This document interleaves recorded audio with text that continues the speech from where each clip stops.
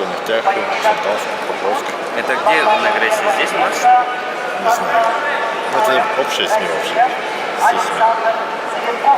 Россия, Красноярск.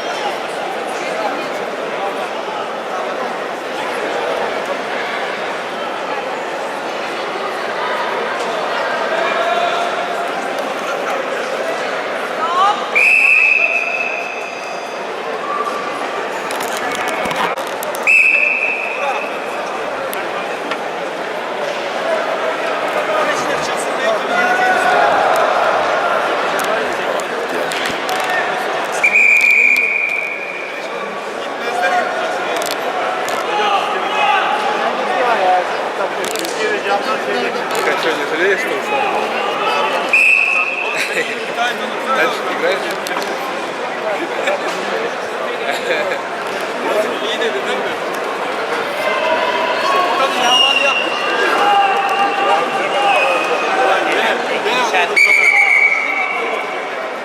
Yine vurdum sana. Bak hocam, o kadar insan ediyor. Bir sürü hakemler koşuyor, o kadar hakemler yapıyor. O kadar İslam yapıyor. Kötü müteahhit dinle. Kötü müteahhit olduğu belli. Neresi bakalım?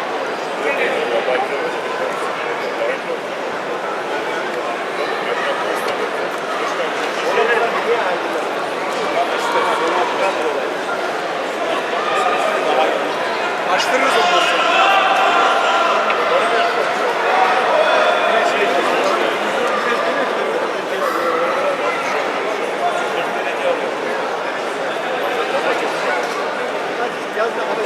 Burada var ya doğuması da resim kulübe. Birinci ölümü de koyuyor.